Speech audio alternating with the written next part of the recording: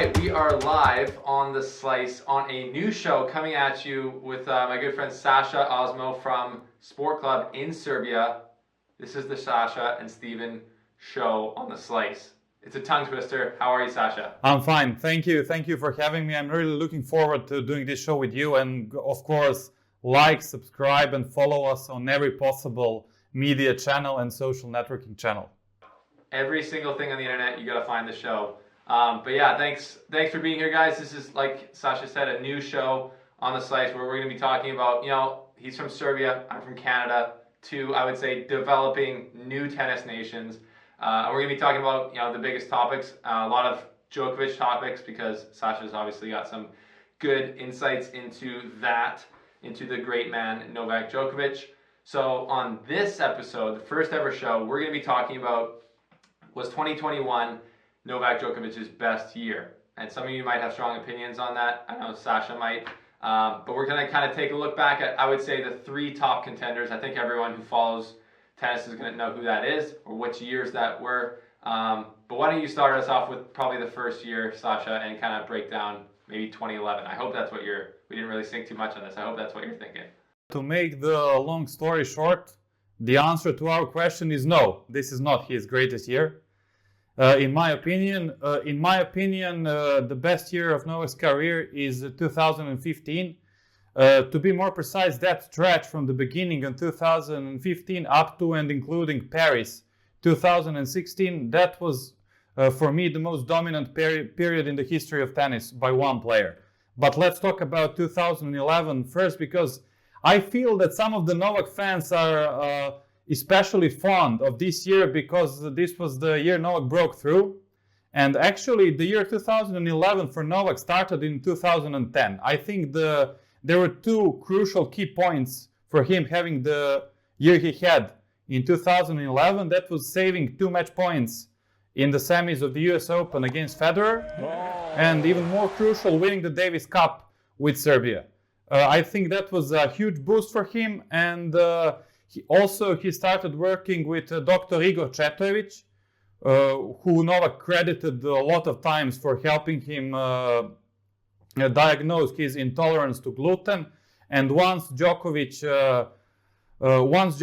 changed his diet, he was able to practice differently, and he became the beast he is today and has been for the last 10 years in terms of fitness, strength, stamina, flexibility, and everything. But I think that was the starting point. Yeah, that's obviously, that is like the starting point, and that's good insight into how 2010 led into 2011. Just taking a quick look at, I'll put the three stats here in front of everyone so that those who haven't followed it as closely as we have will know. So in 2011, Novak went 70 wins, 6 losses, 10 titles, year at number 1, and 5 Masters. 2015, he went 82-6, 3 Grand Slams, 11 titles, 6 Masters, year at number 1. And then 2021, it's obviously COVID year. He's older now. He's 44 wins, 6 losses, 3 Grand Slams, 4 titles, 0 Masters. He really hasn't played in many Masters, so it's kind of a different year. It's hard to compare. And like Saša said, yeah, this year is probably not his best year. But I think the main debate is it 2015 or 2011? And for me, 2011 was almost like where he defied the odds even more, because he came from not being the best player in the world to becoming the dominant best player in the world. Whereas in 2015, I felt like he was the best player in the world and he just played like it for the entire year. Does that make sense? I feel there were maybe some moments in 2011 that are overlooked when we do these types of shows. I mean, I remember during Indian Wells and Miami, he was so dominant. It was not a matter of if he's going to lose a match, but how many games will he lose in a set. And while preparing for this show, I dig out a few stats. And actually, in Indian Wells and Miami, there were 15 sets where opponents have won 2 or less games in a set. So that is pretty impressive for me. And he started that year winning 41 matches in a row. Up until that Federer loss in the semis of Paris. The famous finger, you would know as a Federer fan. It is an ace. Famous finger. The finger shows up throughout Federer's career. And that one, probably a lot before. And then that girl at the 2019 Wimbledon, she's going 1 more point. Yeah, but that had that did not go well for her. That did not go well for her. I thought in 2011 it went pretty well for Federer. You know, he was the older guy there. He was the underdog in that match, and he had to let everyone know who's the real top dog there. But that was the only loss Novak suffered that year to Nadal and Federer, and he's beaten them 10 times. And what I found most impressive is that he was able to beat Nadal on clay 2 times in 8 days without losing a set in Rome and in Madrid. So there, and as you said, he became number 1 after Wimbledon. I don't know if you know, but there was a huge gathering in one of the Belgrade main squares. After that, there was 100,000 people waiting for him, and there was a huge party. So I guess that's why I said maybe for his fans, the 2011 is the year they remember most. But the 2015 was more consistent because Doha was the only tournament Novak did not play in a final. He lost to Ivo Karlovic in the quarters, and every other tournament of the year he played at least in the finals. So for me, that's something that is going to be very, very hard to replicate. And he's had some really, really memorable matches, 31 top 10 wins. And if you remember that US Open final against Federer, that was probably the most hostile crowd ever. Maybe we can compare it to Wimbledon 2019, but I don't think so. And he was able to, I don't know, for me the difference between 2011 and 2015 is the period after the US Open.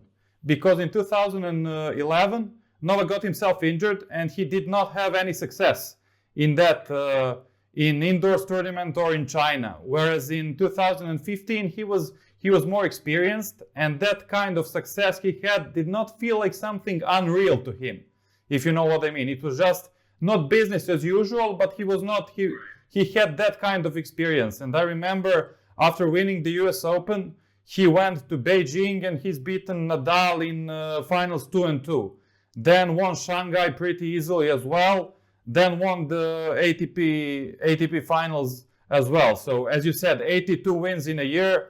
I think that was possibly the greatest year in the history of tennis, not just Djokovic's best year. So for me, it's clear that it's 2015. Interesting, yeah. I think statistics-wise, yeah, it's pretty hard to argue against 2015 for being his best year. I think it's another video topic. We should compare Federer's best years, 2004, 2006, 2007, with the 2015 stats-wise. But yeah, I think 2015 stats-wise, probably the number 1 year. I don't know. What do you guys think? This is where the debate is going to live on in the comment section below. I want to see your guys' opinions, 2015 or 2011. I think that's really what it comes down to. Would you agree, Saša, that you can't really 2021? If Djokovic had won the U.S. Open and won the Grand Slam, it would have been his best year, or it just would have been a different type of thing because he just didn't play the amount of matches, maybe.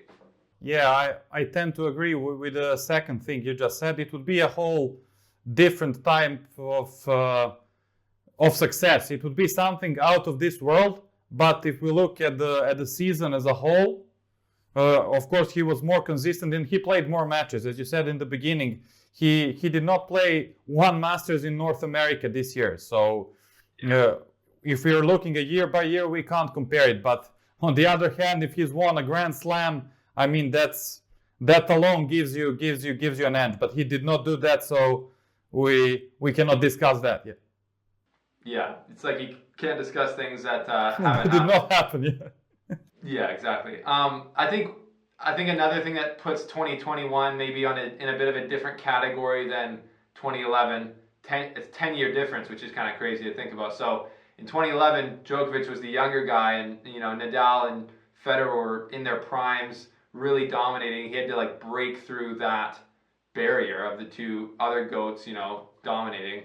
2015, he was the best player in the world, but Federer was playing. Outside of losing to Djokovic, that's some of his best form in 2015. Nadal not so much, but in 2021, Djokovic was the only kind of player relevant outside of the French Open for the big three. So it's kind of like the next era, him battling against like the younger players of the next gen. So it's almost like it's just a different type of feat, I think. I think I give the advantage big time to Djokovic in all of the matches in the finals because he played guys who had never won slams, whereas in 2011 he was beating, Nadal in the final, who had been his arch nemesis, like, the super tough kind of underdog winning matches all throughout that year. Yes, I agree with that. But in the last 10 to 15 years, we've seen a change. More and more players playing and succeeding deep into their 30s. And I think the Big Three has redefined that. If you look at the reports, maybe from 7 years ago when Federer was 34 and everyone was saying how incredible it is for him to be that successful in that age. Nowadays it's a normal thing because we've had Novak is the world number one and he's going to be 35 next year. And I feel that puts a special ingredient to the successes they've all had. Maybe we should go to some of the most memorable matches in these 3 years we mentioned, especially in 2011. I think that shot against Roger, the match point saved, that was maybe one of the points that changed the history of tennis. Would you agree? Yeah, that was a big one. That was, covering Federer, like being a Federer fan growing up, people know this on the channel, that was obviously a tough one. And that was such a controversial moment, obviously, because the crowd was against Djokovic. They were like, the match was almost like over. Federer goes to his trusty slider out wide, which he didn't really hit well. And then it was like Novak, would you agree that Novak kind of slapped that ball? I mean, I know what Federer said afterwards in the presser. And I know what I saw. It looked like a man who almost didn't care if it landed in or out. Yeah, it was pretty salty from Federer. I would like to see the reactions if Novak said something like that. But of course, but that's not the shot Djokovic hit that time and never again. He's been hitting it consistently throughout his career. So yes, maybe there was a bit of luck involved, but you yourself mentioned that it was a far from perfect serve from Roger in terms of both power and precision. It wasn't accurate at all. So for a returner like Djokovic, that was, I'm not going to say an easy return, but of course a makeable return. And Federer had one match point after that, and he was still serving for the match. So that shot now looks like extremely important, but it could have lost all of its relevance had Federer hit an ace on the next point. But he wasn't able to do that, and actually I feel that Novak's most important matches in his career, he's played them against Federer. Those two matches at the US Open 2010 and 11, and in my opinion, Novak's most important match of Novak's career was Wimbledon 2014 against Federer. And I'll explain why. Because after that tremendous 2011 that he's had, he wasn't able to break through at the major tournaments apart from Melbourne, where he's won in 2012 and 13. And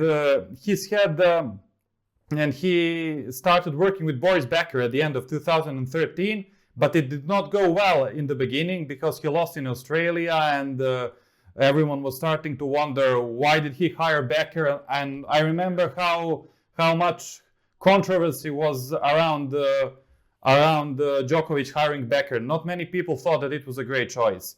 So if Novak had lost that match at Wimbledon in 2014, having been 2-1 and 5-2 up in the fourth, that could have been a huge blow. But the moment he's won that match, he was able to, I think, shift to a different gear, and he became a different player. He did lose in the US Open 2014, but I feel that his preparation for that tournament was not ideal because he got married and there was some other stuff as well. But what I really feel is that his 2015 started in the Wimbledon finals 2014 and shaped him into a player that he was yet to become.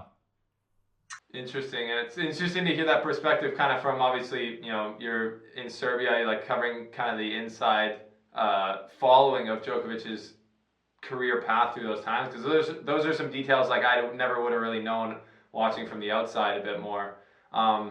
Yeah, I think 2011, the U.S. Open final, or was that the semifinal, I guess, against Federer?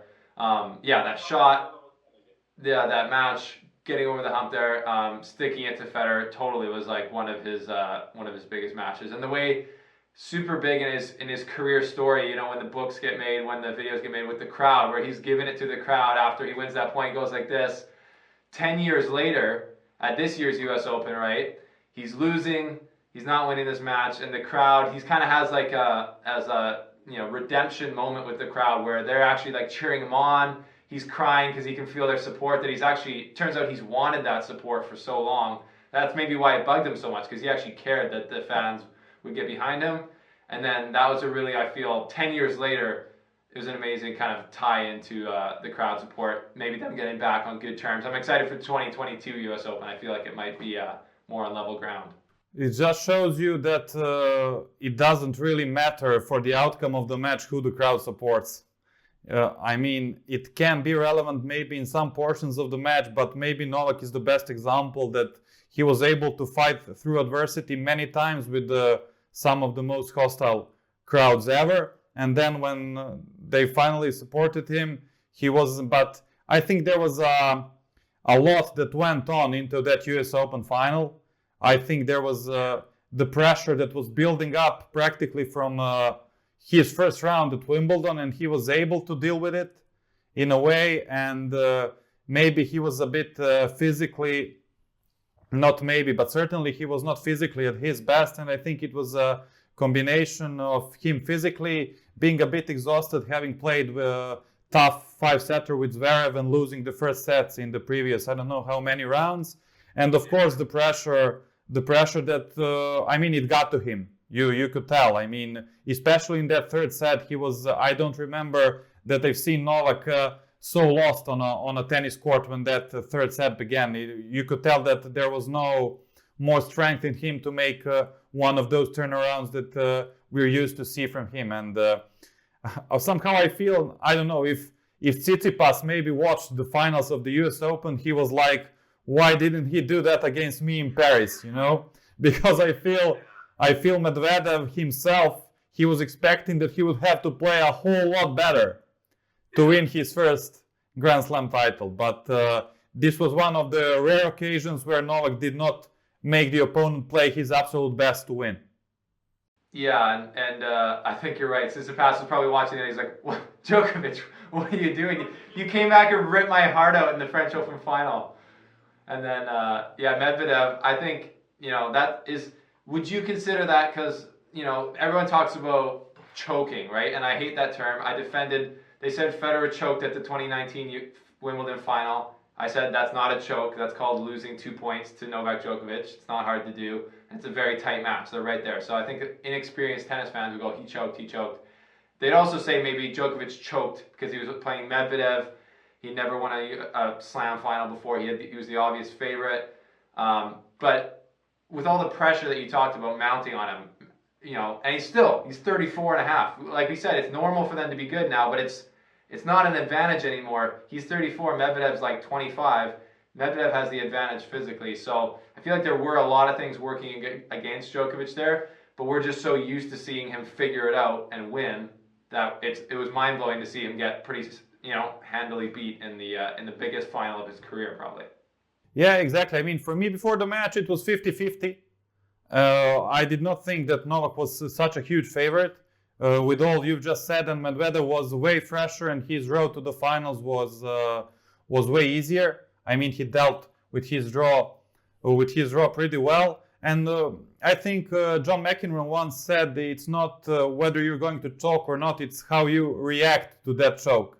And I think over the course of matches, there are some points when all of the players are tight. I remember, for example, Novak when he talked about 2014 final against Federer at Wimbledon. He was describing how his arm was so tight on the return he could not let go. But that was only at some point in the match. We all know how he played that final. So I would not say that Federer choked against Novak in Wimbledon 2019.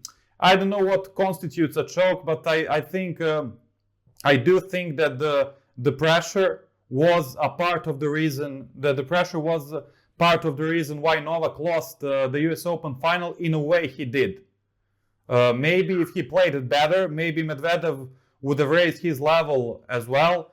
And I feel, and I felt before the match as well, with Medvedev being the type of opponent that he is, you know, it was always going to be uncomfortable for Novak playing him with that kind of pressure, you know, specific pressure, because they're not, I think there are different kinds of pressures.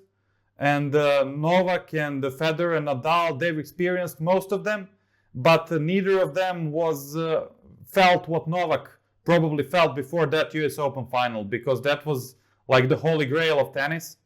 I mean, and I must emphasize this, that even though Novak did not win a calendar Grand Slam this year, he did hold all 4 Slam trophies at once. And I think that's something that does not get mentioned enough, because in 2015 and 2016, he simultaneously held all 4 trophies and on 3 different surfaces, which is something no one has ever done in history. And as I said, I think that should be mentioned more frequently. Yeah, that's a good point. That is a good point. That was a crazy time of the tennis, and that was the 2015 year that we're talking, 2014, 2015 year that we're talking about. I think it's totally disrespectful to say that Djokovic choked. He didn't choke, obviously. There's always going to be a time when you know, the younger players got confident enough, got strong enough, whatever, to finally match Djokovic or Federer or Nadal in a final. And this is when it happened. And now Medvedev's obviously, like, he's just a totally bad man on hard courts. And now going forward for the rest of the year for Djokovic, how important do you think the year-end #1 title is to Djokovic this year in 2021? Because I think he's basically got it locked down. He's obviously the year-end #1. He's won 3 slams, but I think there is a chance that if Medvedev won Paris and the World Tour Finals, he could pass him. I think it matters a lot more to his fans than it does to him. I think that after his loss to Medvedev in the press conference, he wasn't even sure if he was #1 at that point as well. And you can see by his scheduling and by the way he's preparing for these tournaments that Djokovic was always very transparent and clear about his goals, and that is something that people tend to notice. But he is always open, not only about goals, but about the things that are not his priorities anymore. And after he was able to secure the historic #1s with most weeks in #1, he said plainly, "I'm now switching my priorities." And you could hear him say about after he lost in the Olympics bronze medal match that from this point on in my career, the only thing I'm focusing on are slams and performing for my country. And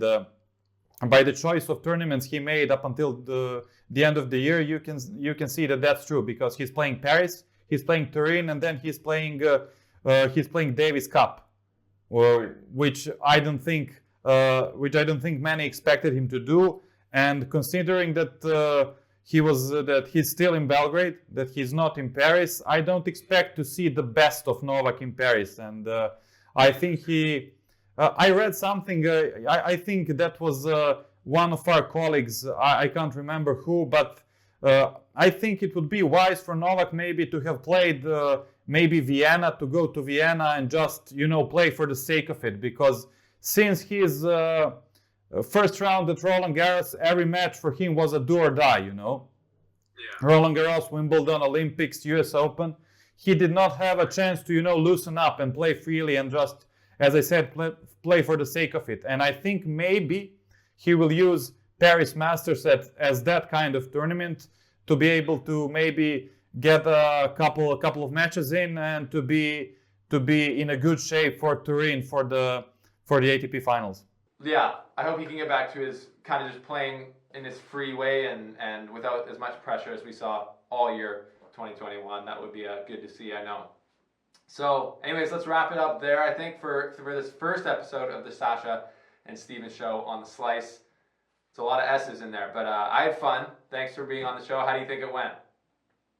I had fun too. I don't know. You're the host. I think we did good. I think people are going to enjoy hearing maybe a different perspective on Novak in English. That's right. And so you're going with 2015 was Novak's best year. Yeah, absolutely. 2015, no dilemma for me. And I think it's 2011 because of how epic it was, of how much resistance he had, and just how iconic it was for him to just beat Nadal that many times in a row. So, I don't know. Let me know what you guys think in the comment section below. Was it 2015? Was it 2011? Some of you guys think it was 2021. All the perspectives are valid. You can put them down below, and we will see you there. Make sure to follow Saša and I on Twitter, and we will see you guys on the next episode of the Saša and Stephen Show on the Slice.